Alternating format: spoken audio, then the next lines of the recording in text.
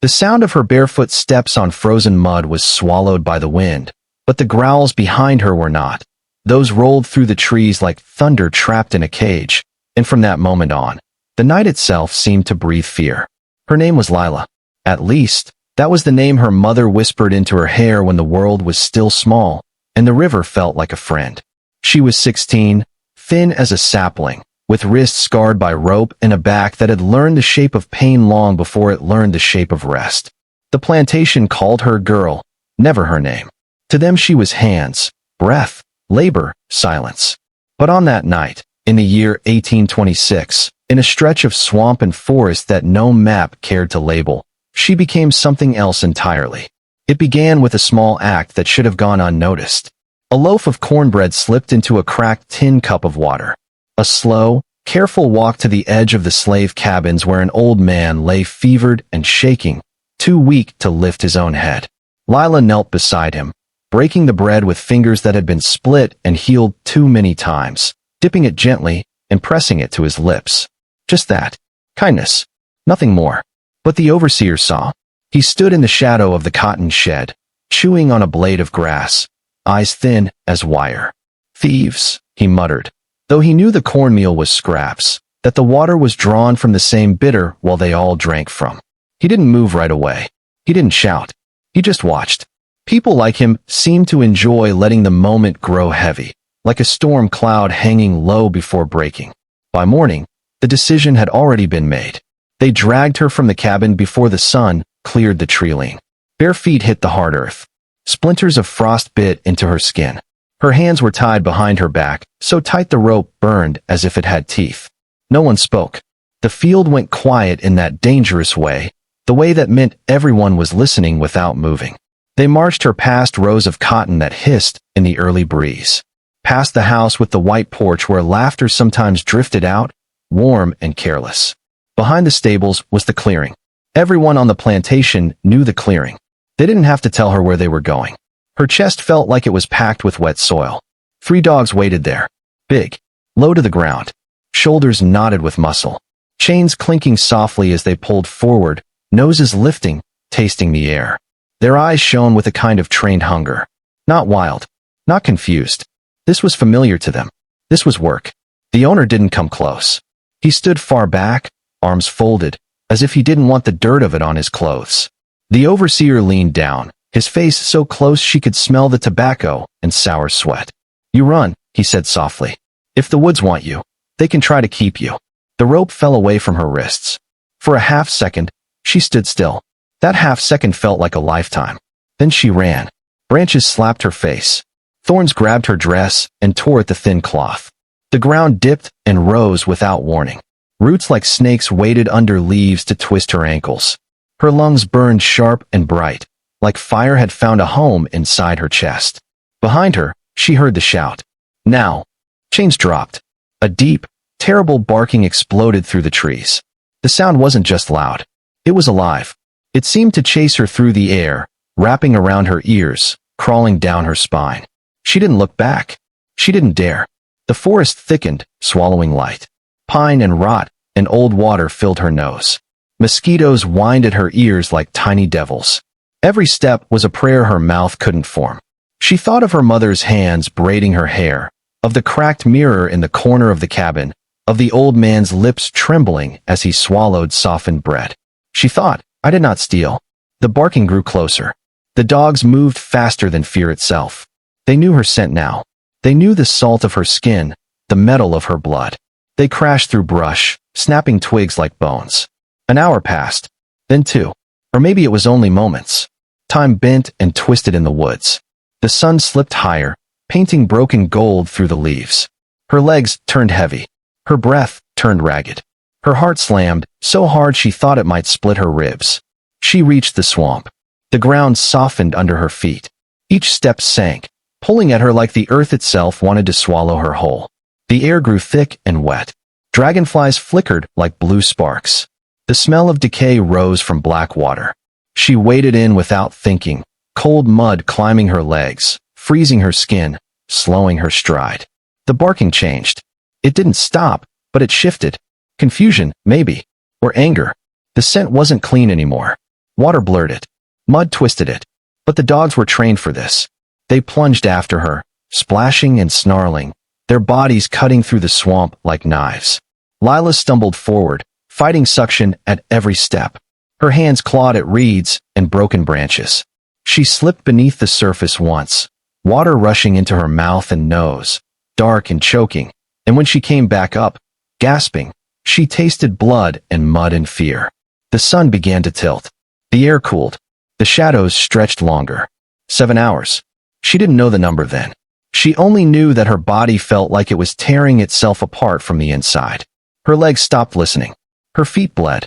Her vision blurred at the edges as the dog's snarls filled the air behind her, closer now, too close. A fallen cypress lay half submerged, its roots twisted and exposed. She crawled onto it, collapsing against the rough bark. She could hear their breathing now. Wet, heavy, hungry. She closed her eyes. And in that moment, when the forest seemed to hold its breath, the wind shifted, just slightly, and carried with it a smell she did not recognize, a sound she did not understand, and a feeling that ran deeper than fear, as if she was no longer the only one moving through those trees. The dog's barking suddenly faltered, just for a heartbeat, and something unseen stirred in the dark water. The water around her didn't ripple like it should have. It didn't burst or splash. It barely moved at all. It only darkened, as if the swamp itself were drawing in a slow, quiet breath. Lila clung to the fallen cypress, every muscle locked in a trembling ache. Her fingers dug into bark so deeply she felt the wood fibers break under her nails. The dog's growls changed. They weren't just loud now. They sounded uncertain, a low, broken rhythm that didn't match the chase in their veins. Behind her, the forest listened. She opened her eyes and looked down into the water. It was black like old ink, thick with moss and dead leaves. Her reflection wasn't there. Not her face. Not the moon yet to rise. Only shadows folding into themselves. A faint smell rose from the water. Not rot. Not mud. Something colder. Something older. It wrapped around her like a forgotten memory. She thought of stories whispered between cabins at night. Stories the old women told with broken voices when the lamps were low and the overseers were far. Stories about the swamp having a heart. About things that lived below the surface that were not meant to be hunted and never meant to be used. The dogs stepped closer. Their paws sank into the black mud. Their shoulders were slick with water, their mouths open, strings of saliva hanging like thin threads of glass. The first dog sniffed the air and growled, a warning not to her, but to whatever was in front of him. The second dog stopped entirely. The third whimpered. None of the men had ever heard those dogs whimper before. From somewhere beneath the fallen cypress, the water began to move, slowly, as if something large was turning in its sleep. Not a splash, not a sudden wave, just a quiet roll, like a giant breath rising from the earth itself. Lila's chest tightened. She wanted to run. She wanted to scream. But she stayed still. Something inside her told her not to move. Something instinctive. Something older than fear. The dogs backed up one step. Then another. Their tails dropped. Their hackles lifted. Their eyes widened in a way that hadn't come from training. This wasn't discipline. This wasn't command. This was raw animal knowledge. Something was wrong. Far away, beyond the trees and the dark water, the men waited. The owner leaned on his cane, watching the woods like he had already lost patience with them. The overseer spat into the dirt. By now, he said, she's not even bones. He laughed, but it was thin, like a noise scraped from the throat. Minutes passed. Then an hour. Then another. The dogs did not return. The men began to shift where they stood. They had released dogs hundreds of times before. They knew the rhythm of it. The barking would fade into the distance. Then it would circle. Then it would come screaming back toward them, victorious and red-mouthed. But not this time. This time, silence stretched out from the tree line like a living thing. It crawled across the clearing, laying itself at their feet. By the fourth hour, the owner felt something he couldn't name. Not fear. He would never have called it that. But something close enough to taste bitter in his mouth. By the sixth hour, the sun dipped low, turning the sky the color of dried blood. The air cooled. The cicadas started their low, rattling song. By the seventh hour, there was still no sound of dogs. Something had gone wrong. A small group of men took their lamps and rifles and moved toward the forest. Each step closer felt heavier than the last. None of them said it, but all of them felt it. The woods didn't look the same. The shadows seemed deeper. The trees closer together. The air thicker. They reached the edge of the swamp as darkness began to settle. And there they saw the first sign.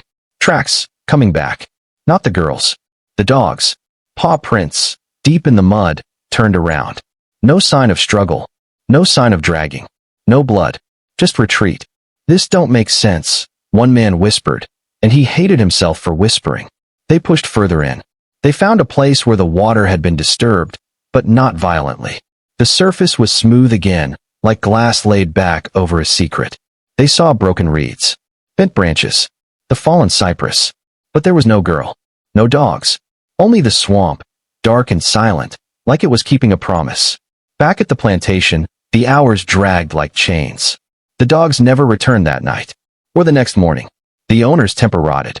The overseer drank more. The men avoided the woods after sundown. But the strangest thing of all was this. In the cab area that night, winds moved through the cracks in the walls, and people swore they heard dogs crying somewhere far, far away. Not in rage, not in hunger, but in fear.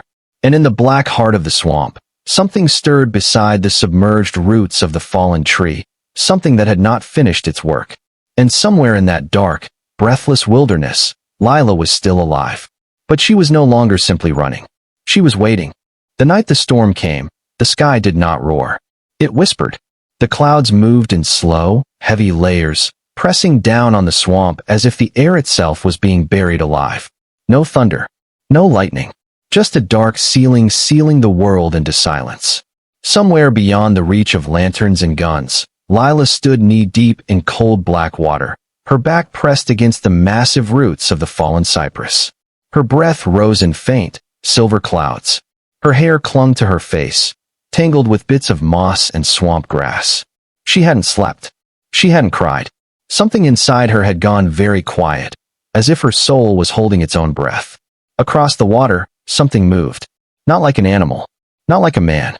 It moved slowly, carefully, as though it understood weight and shadow in ways no living thing should. The water wrapped around it, rising instead of breaking. Wherever it passed, the surface grew smoother, calmer, obedient. The dogs were there. All three of them. They sat at the far edge of a patch of reeds, their bodies low to the ground, their heads bowed. They didn't bark. They didn't growl. They didn't even breathe loudly. Their eyes followed the movement in the water with the same silent terror Lila felt filling her own chest. She saw it then. Not clearly. Never clearly. Just a shape, wider than a man's shoulders, longer than any animal she had ever known. Its outline bent strangely, as if it didn't belong to the shape of fear or flesh. The air around it felt colder, heavier, charged with a quiet power that old stories used to describe. This was no monster. This was something older. Something tied to the swamp the way roots were tied to the earth. It turned toward her. Lila couldn't speak. Her mouth opened, but no sound came. She thought she would die there, drowned in silence before the water ever reached her lungs. But the thing did not advance. It did not attack. It only stopped. And in that stillness, she felt something pass through her mind. Not a voice, not words, but a feeling, a question. Why are you here? Her vision blurred with tears she didn't know she still had. They. Her lips trembled, though no sound escaped. In her heart, she answered, because they hunt me. Because they tied me. Because they let beasts loose on me for kindness. The water shivered softly, not in anger, but in understanding.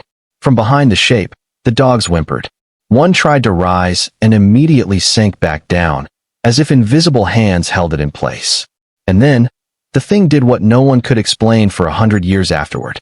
It moved around her. Not toward her. Around her. The water lifted. The mud loosened. Roots slid aside. The ground beneath her feet grew firm where it should have been swallowing her. The fallen cypress groaned and shifted, opening a narrow, dark path of solid earth through the heart of the swamp. A path that had not been there before. Lila stared. This was not rescue. This was permission.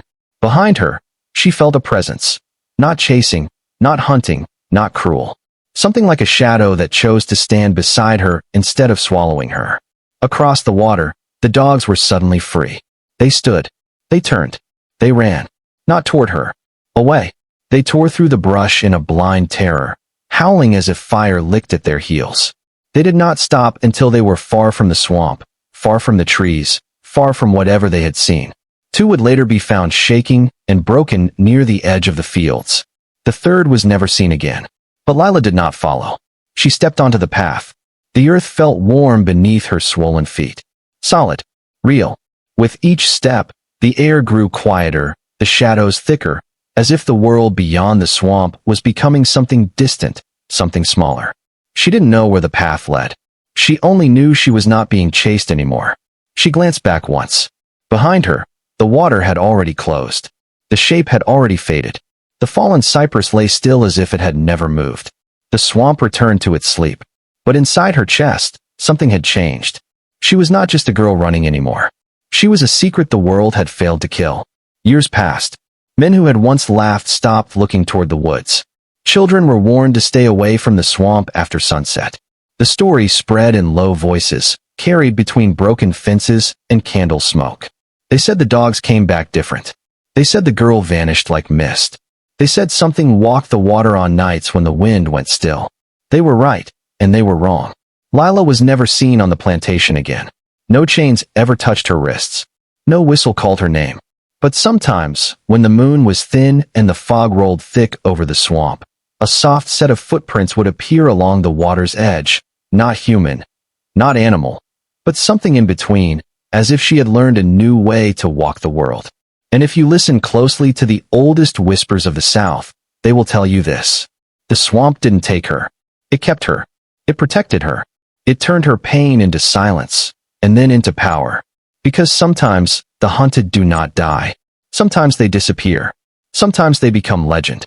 And if stories like this still stir something deep inside you, if these forgotten voices deserve to live longer than the chains that try to silence them, then stay with the forgotten cell, because there are more truths buried in the shadows, waiting to be uncovered, and every heartbeat that listens keeps them alive.